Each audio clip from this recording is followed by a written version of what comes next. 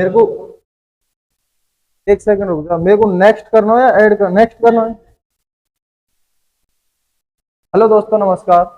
आपका स्वागत है हमारे अपने यूट्यूब चैनल ओजीए क्लासेज पर। तो आपको बोर्ड पर दिख रहा होगा कि हम जो साइंस का बैच लेकर आ रहे हैं, आपको संपूर्ण साइंस का निचोड़ दिया जाएगा। आज हमारी पहली क्लास रहेगी। आप अपनी तैयारी को जांच भी सकते हो।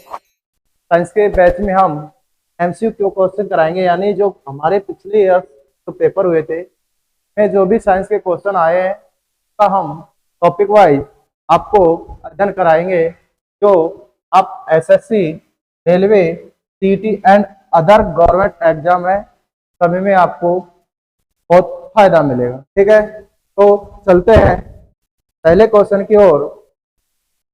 हमारा पहला जो क्वेश्चन है वो है रक्त परिसंचरण तंत्र का अध्ययन विज्ञान की कौन सी शाखा में किया जाता है। पहला क्वेश्चन क्या है?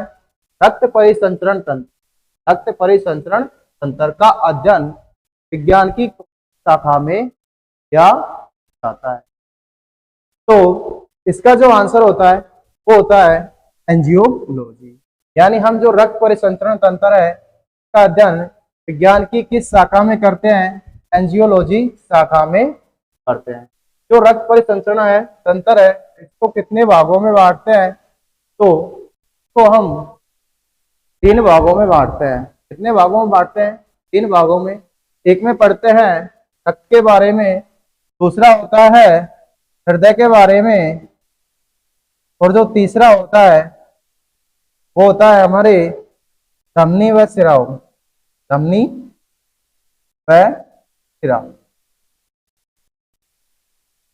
ठीक है दोस्तों, आगे जो ऑप्शन देखते हैं हेमेटोलॉजी, यानी हेमेटोलॉजी। तो ये हेमेटोलॉजी जो शब्द है ये हम रक्त के अध्ययन को कहते हैं। यानी आपसे पूछा जाए रक्त का अध्ययन क्या कहलाता है, तो हेमेटोलॉजी, रक्त का अध्ययन क्या कहलाएगा? हेमेटोलॉजी। अब यहीं से ही एक और आता है, वो आता है हिपेटोलॉजी। कौन सा आता है? हिपेटोलॉजी। हिपेटो का ध्यान रखना दोस्तों, यहाँ पे तो दे रखा है हेमेटोलॉजी। क्या दे रखा है? हेमेटोलॉजी। और यहाँ पे क्या दे रखा है? हिपेटोलॉजी। तो हिपेटोलॉजी में किसका अध्ययन करते हैं? तो हम हिपेटोलॉजी में यकृत यानी लीवर का अध्ययन करते हैं। क्या अध्ययन करते हैं? यकृत या लीवर। आपसे पूछे यकृत व लीवर का अध्ययन क्या कहलाता है, तो यकृत व लीवर का अध्ययन क्या कहलाता है? हिपेटोलॉजी। क्या कहलाता है? हिपेटोलॉजी। रक्त का अध्ययन क्या कहलाता है? हेमेटोलॉजी। क्या कहलाता है? हेमेटोलॉजी। जो रक्त है यह एक प्रकार का, आगे देखते हैं, रक्त एक प्रकार का सरल संयोजी ऊतक होता है। सरल संयोजी ऊतक होता है। ठीक है, आपसे सीधा सीधा क्वेश्चन पूछा जाता है रक्त एक प्रकार का क्या होता है, तो रक्त एक प्रकार का सरल संयोजी ऊतक होता है। सामान्य व्यक्ति में 5 से 6 लीटर रक्त पाया जाता है। कितना रक्त पाया जाता है? 5 से 6 लीटर रक्त पाया जाता है। अगली बात करें रक्त के बारे में, यानी शरीर के वजन का, शरीर के कुल भार का, शरीर के कुल भाग का 7 से 8% क्या पाया जाता है? रक्त पाया जाता है। यानी हमारे अंदर जो ब्लड पाया जाता है वो कितना पाया जाता है? अपने खुद के वजन का 7 से 8% क्या पाया जाता है? रक्त पाया जाता है। एवरेजन कितने होता है? 5 से 6 लीटर। एक स्वस्थ वयस्क मनुष्य में कितना लीटर ब्लड होता है? 5 से 6 लीटर ब्लड होता है। रक्त की उत्पत्ति देखे कि भाई रक्त की उत्पत्ति कहां से होती है? रक्त की उत्पत्ति, अगर आप रक्त की उत्पत्ति को देखते हैं तो भ्रूण अवस्था में रक्त की उत्पत्ति मेसोडर्म जनन स्तर से होती है। कहां से होती है? मेसोडर्म जनन।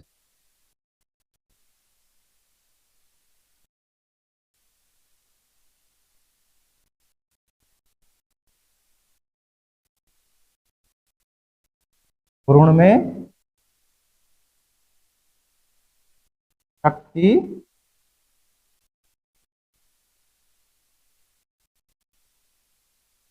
फिजियोडर्म जनन स्तर से होती है दोस्तों।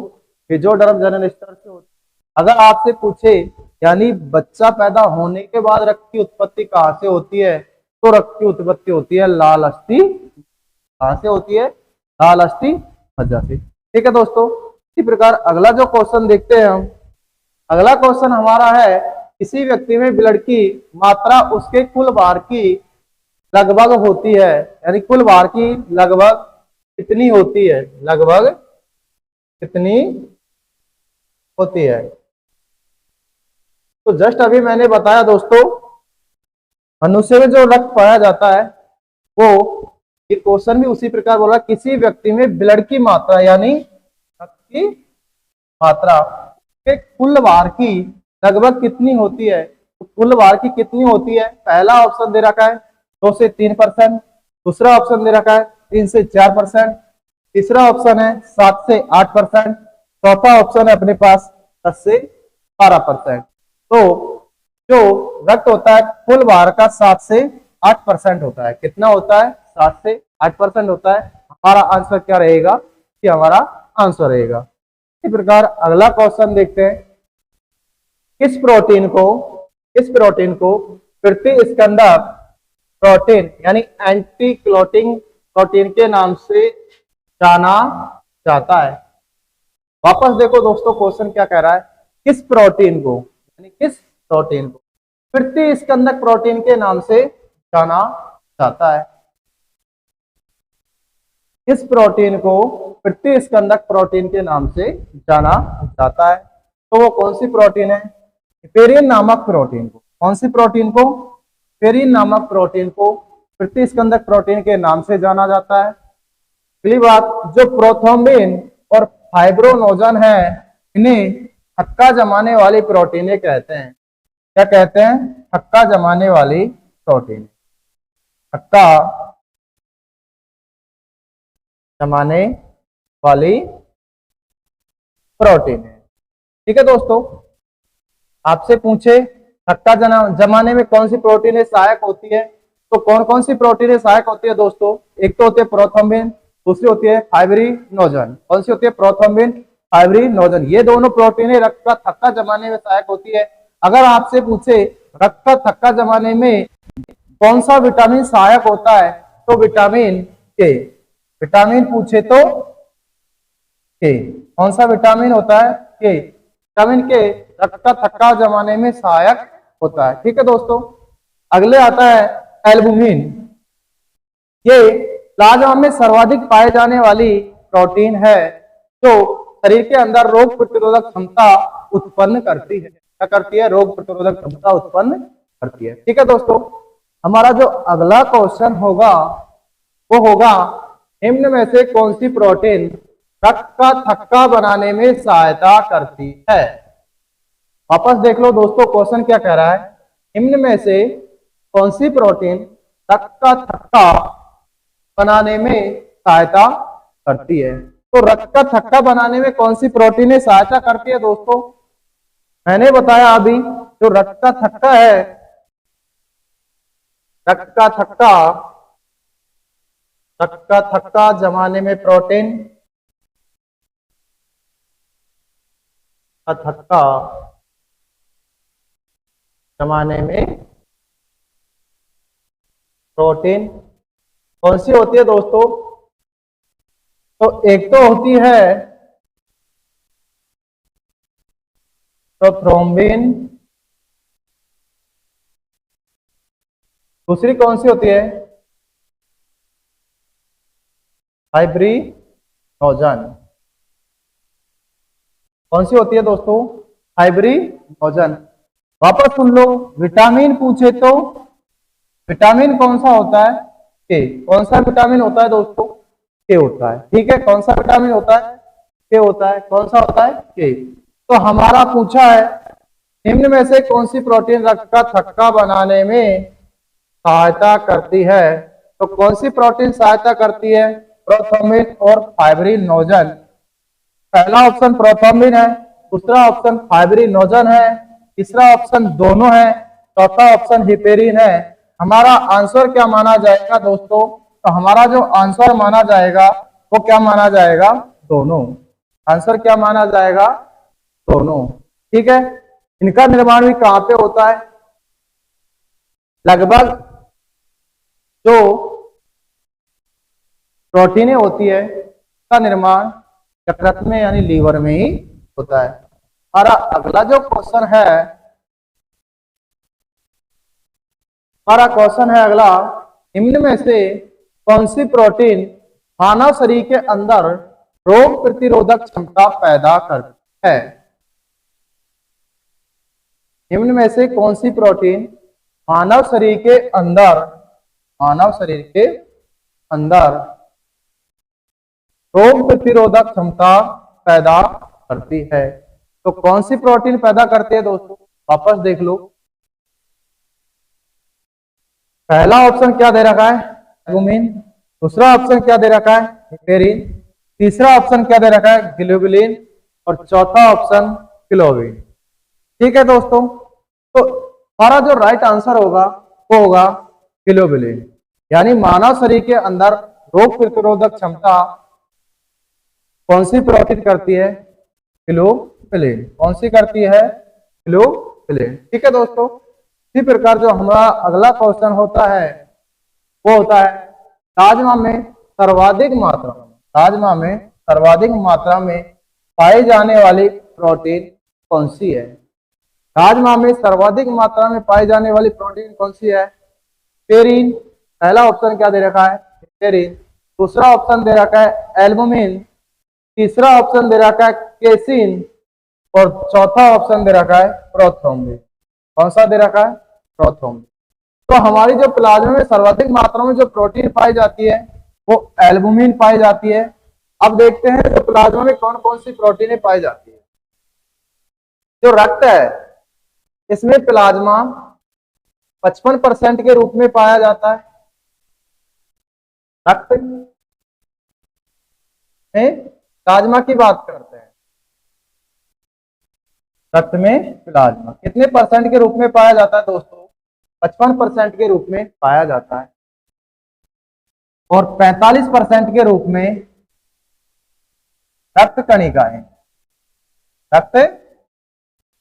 कणिकाएं पाई जाती है। इस 55% में 90 से 92% क्या होता है? जल होता है। क्या होता है? यानी प्लाज्मा में 90 से 92% जल पाया जाता है। किसका? 55%। क्या पाया जाता है दोस्तों? 55%। अब बात यह आती है कि जो प्रोटीन है वो कितने, लगभग 7 से 8% के रूप में क्या पाई जाती है? प्रोटीनें पाई जाती है। इसमें गैसें भी पाई जाती है। ठीक है। अब बात करते हैं जो प्लाज्मा है इसमें, प्लाज्मा में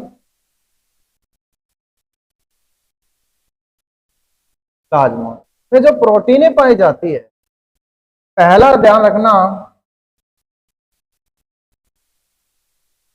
प्रोथ्रोम्बिन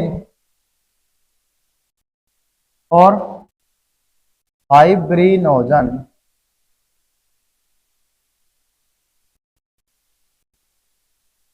कौन सी प्रोटीन हो गई? प्रोथ्रोम्बिन और फाइब्रिनोजन।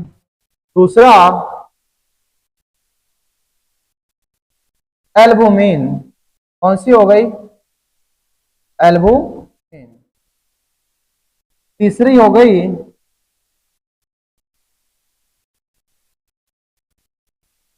ग्लोबुलिन।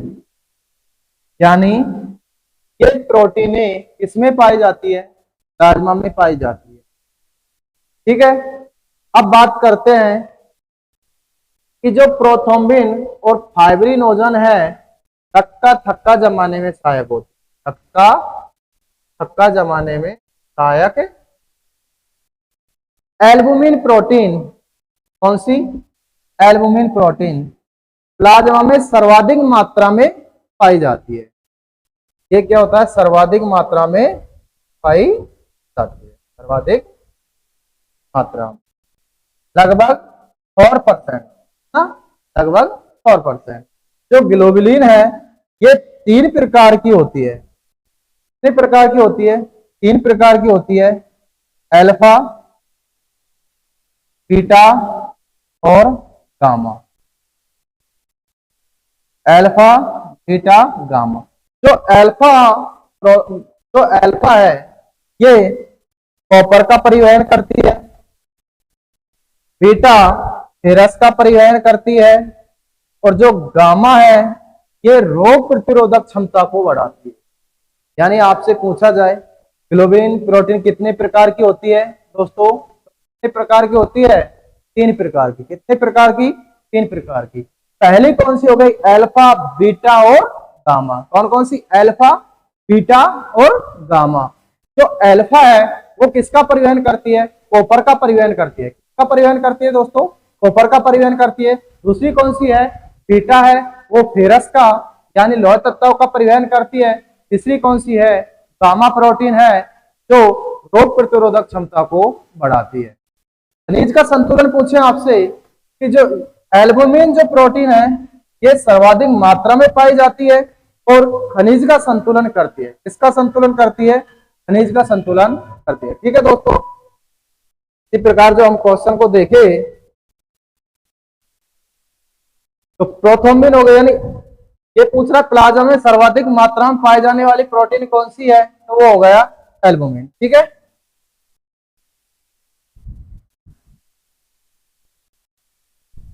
अगला जो हमारा क्वेश्चन है वो है निम्न में से कौन सी प्रोटीन का निर्माण लीवर या यकृत में होता है? क्वेश्चन क्या है दोस्तों? निम्न में से कौन सी प्रोटीन का निर्माण लीवर यानी यकृत, या बोले जिगर का टुकड़ा, या बोले कलेजा, ये सब तीनों चारों नाम क्या है? एक है। लीवर बोलो, चाहे यकृत बोलो, चाहे कलेजा बोलो, चाहे जिगर का टुकड़ा बोलो। ये बोल रहा है निम्न में से कौन सी प्रोटीन का निर्माण लीवर ऑब्लिक यकृत से होता है? पहला ऑप्शन है हिपेरिन, दूसरा ऑप्शन है प्रोथ्रोम्बिन, तीसरा ऑप्शन है फाइब्रोनोजन और चौथा ऑप्शन है उपयुक्त सभी। तो मैंने बोला दोस्तों लगभग जो प्रोटीन है इनका निर्माण कहां पे होता है? लीवर में। तो हमारा जो राइट आंसर क्या रहेगा? Option D. क्या रहेगा? Option D. वापस यानी आंसर क्या रहेगा? Option D. अगला हमारा जो क्वेश्चन है, हार्ट यानी हृदय और उसके बीमारियों के अध्ययन से संबंधित विज्ञान को क्या कहा जाता है? वापस देखो दोस्तों क्वेश्चन को। क्वेश्चन बोल रहा है हृदय यानी हार्ट और उसकी बीमारियों के अध्ययन से संबंधित विज्ञान को क्या कहते हैं? पहला ऑप्शन दे रखा है हेपेटोलॉजी, ऑस्टियोलॉजी, हिमेटोलॉजी और कार्डियो। ठीक है दोस्तों, तो सुनो, जो हेपेटो होता है, हेपेटोलॉजी ये होता है दोस्तों यकृत का अध्ययन। किसका होता है? यकृत का अध्ययन। हिमेटो होता है, हिपेटो तो किसका हो गया? यकृत का। हिमेटो किसका हो गया? हेपेटोलॉजी, ये अध्ययन हो गया लीवर का, वो रक्त का। किसका? रक्त का। ऑस्टियोलॉजी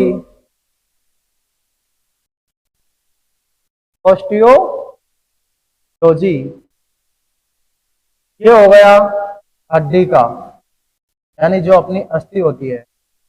कार्डियोलॉजी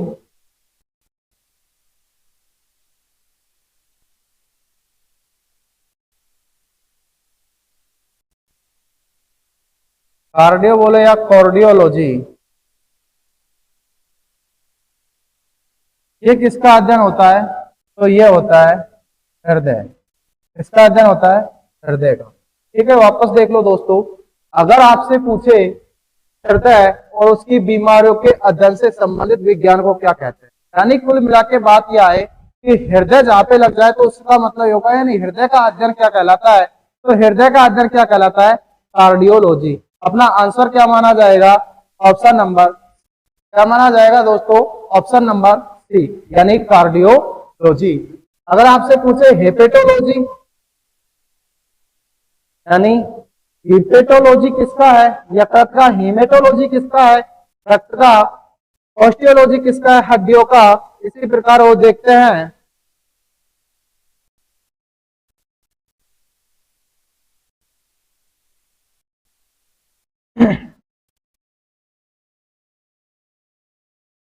जैसे कॉन्ड्रियोलॉजी आ जाए, कॉन्ड्रियोलॉजी। तो कॉन्ड्रियोलॉजी जो होता है वो होता है उपास्थियों का। क्या होता है? उपास्थियों का अध्ययन होता है। ठीक है। अगला आ जाए साइटोलॉजी। तो साइटोलॉजी होता है कोशिका का अध्ययन होता है। किसका अध्ययन होता है? कोशिका का अध्ययन होता है। आपसे पूछ ले हिस्टोलॉजी, हिस्टोलॉजी, तो हिस्टोलॉजी है वो ऊतकों का अध्ययन होता है। किसका अध्ययन होता है? ऊतकों का अध्ययन होता है। किनका होता है? ऊतकों का अध्ययन होता है। अगला आपसे पूछ ले ग्लासोलॉजी, ग्लासोलॉजी।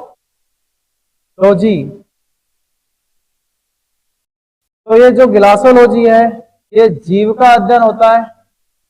क्या होता है? जीव का। अगला पूछ ले आपको ओडेंटोलॉजी, ओडेंटोलॉजी। ओडेंटोलॉजी है वो दांत का अध्ययन होता है। किसका अध्ययन होता है? दांतों का अध्ययन क्या होता है? ओडोंटोलॉजी। अगला और पूछे आपसे कि माइकोलॉजी किसका अध्ययन होता है? माइकोलॉजी। तो इसमें माइकोलॉजी में करते हैं कवकों का अध्ययन। किसका करते हैं? कवकों का अध्ययन। माइकोलॉजी आपसे पूछे, माइकोलॉजी, माइकोलॉजी में किसका अध्ययन करते हैं? तो शैवालों का अध्ययन करते हैं। इनका अध्ययन करते हैं?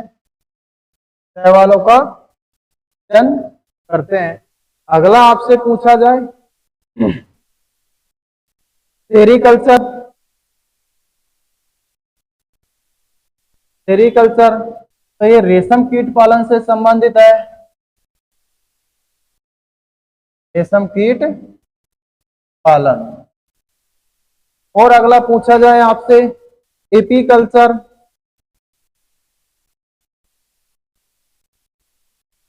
तो एपीकल्चर मधुमक्खी पालन से संबंधित है। इससे मधुमक्खी से संबंधित है।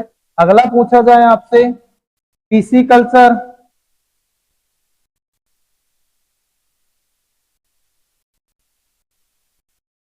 ये किससे संबंधित है? मछलियों से संबंधित है।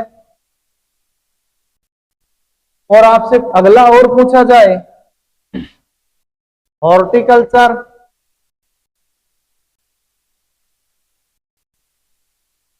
तो हॉर्टिकल्चर किससे संबंधित है? बागवानी से संबंधित है। अगला और पूछा जाए फ्लोरिकल्चर। तो ये पुष्प से संबंधित है। अगला आपसे पूछा जाए डर्मेटोलॉजी,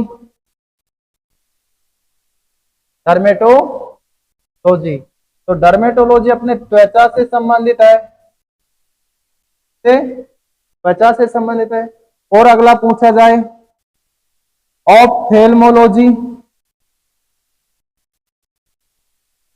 या ऑप्थेलम। तो ये किससे संबंधित है? आंख से संबंधित है।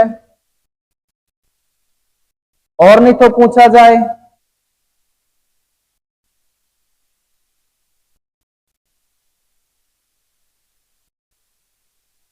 ऑर्निथोलॉजी।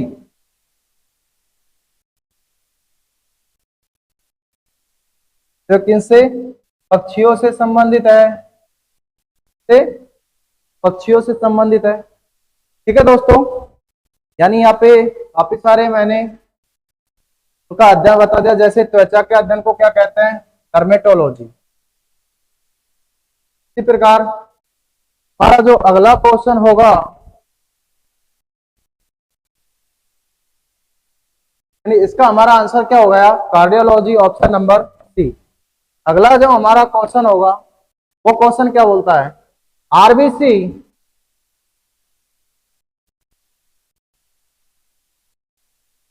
आरबीसी यानी रेड ब्लड कार्पल्स यानी लाल रक्त कणिकाओं का निर्माण शरीर के अंदर कहां से होता है।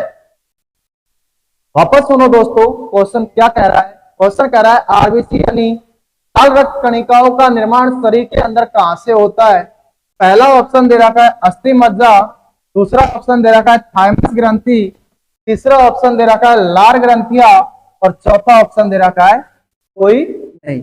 तो देखते हैं जो लाल रक्त कणिकाओं का निर्माण होता है वो कहां से होता है, अस्थि मज्जा से होता है। कहां से होता है, अस्थि मज्जा से होता है। अगर आपसे पूछे अस्थि मज्जा से भी कौन से अस्थि मज्जा से होता है, तो होता है लाल अस्थि मज्जा से होता है, लाल अस्थि मज्जा। ठीक है दोस्तों, किससे होता है, लाल अस्थि। तो थाइमस ग्रंथि है, जो डब्ल्यूबीसी है, डब्ल्यूबीसी का निर्माण कहां से होता है, पीली अस्थि मज्जा से होता है। किससे होता है, पीली अस्थि मज्जा। अगर डब्ल्यूबीसी का पीली अस्थि मज्जा ऑप्शन में नहीं होगा तो थाइमस ग्रंथि से डब्ल्यूबीसी का निर्माण होता है। अगर ऑप्शन में पीली अस्थि मज्जा नहीं है, अस्थि मज्जा नहीं है, तो डब्ल्यूबीसी का निर्माण कहां से होता है, थाइमस ग्रंथि से। कहां से होता है, थाइमस ग्रंथि से। डब्ल्यूबीसी का प्रशिक्षण केंद्र कहते हैं इसे, डब्ल्यूबीसी का प्रशिक्षण केंद्र क्या कहते हैं, प्रशिक्षण केंद्र। ठीक है, क्या कहते हैं, प्रशिक्षण केंद्र। बात आती है लार ग्रंथियां। जो लार ग्रंथियां होती है, यानी लार ग्रंथियां अपने कहां पे, मुख में पाई जाती है। कहां पे पाई जाती है, मुख में पाई जाती है। इनकी संख्या 3 जोड़ी होती है। कितनी होती है, 3 जोड़ी होती है। लार ग्रंथियों की संख्या कितनी होती है, 3 जोड़ी होती है। अब 3 जोड़ियों में कौन सी होती है, पहले नंबर पर तो पैरोटिड लार ग्रंथि, पैरोटिड लार ग्रंथि। जो पैरोटिड लार ग्रंथि है प्रत्येक गाल में कान के नीचे पाई जाती है। कहां पे पाई जाती है, कान के नीचे पाई जाती है प्रत्येक गाल में। इनकी संख्या कितनी होती है, 2 होती है, यानी 1 जोड़ी। कितनी होती है, 2 होती है, यानी 1 जोड़ी। दूसरा आता है सबलिंगुअल। दूसरी कौन सी है, सबलिंगुअल। इनकी संख्या भी कितनी होती है, 1 जोड़ी होती है। जीभ के नीचे पाई जाती है। कहां पे पाई जाती है, जीभ के नीचे पाई जाती है। तीसरा आता है सब मैक्सिलरी।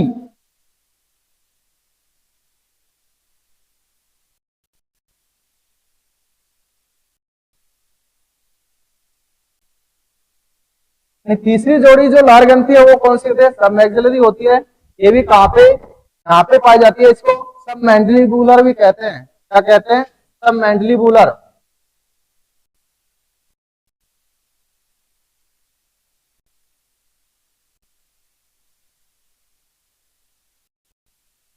अगली बात, जो लार है हमारे मुख द्वारा प्रत्येक दिन में, यानी एक दिन में लगभग 1.5 लीटर लार का उत्पादन होता है। कितने, लगभग 1.5 लीटर लार का उत्पादन होता है। लार का पीएच मान 6.5 या 6.8 होता है।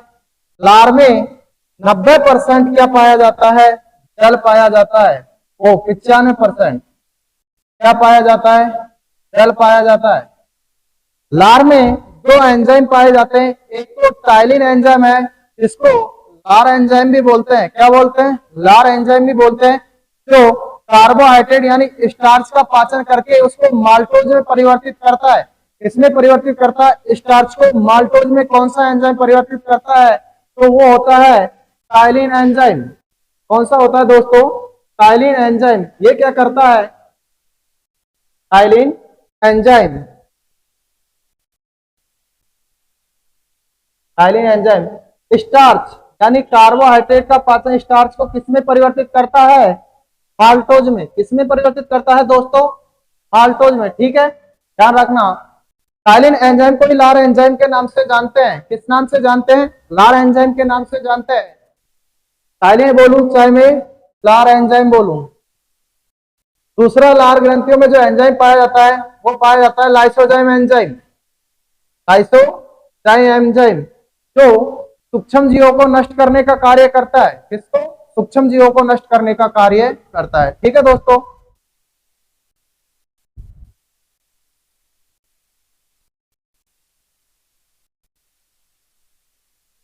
यानी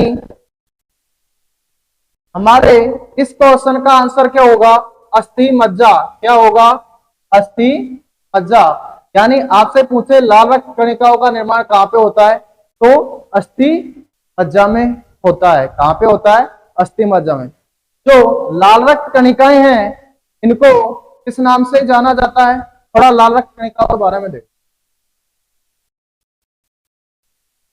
लाल रक्त कणिकाओं को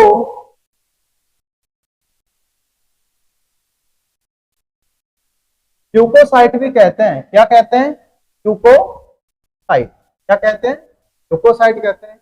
इनकी संख्या 50 से 55 लाख होती है, यानी आरबीसी। इनकी संख्या क्या होती है? 50 से 55 लाख होती है। इनका जो जीवन काल है, आरबीसी का जो जीवन काल है वो कितना होता है? 130 दिन का होता है। कितना होता है? तो 20 दिन का होता है। अगर ये मिलियन में पूछे तो 5 से 5.5 मिलियन।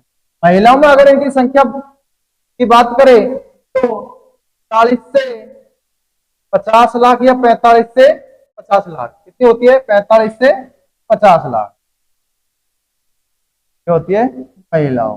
ठीक है, अगर आपसे अगला बात करें कि निर्माण कहां पे होता है, तो निर्माण होता है लाल अस्थि। कहां पे होता है?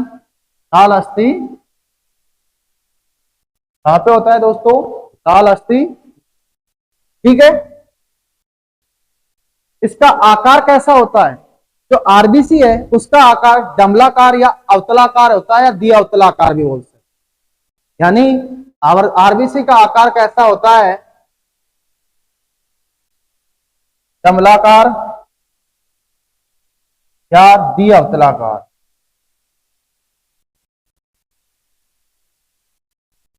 जो आरबीसी है इसके खोजकर्ता कौन है? ड्यूवेन हॉक। खोजकर्ता कौन हो गए? ड्यूवेन हॉक। यानी आरबीसी की खोज किसने की? ड्यूवेन हॉक ने की। किसने की? ड्यूवेन हॉक ने। ठीक है, बाकी जो डिटेल रहेगी आरबीसी की वो आरबीसी में पढ़ लेंगे।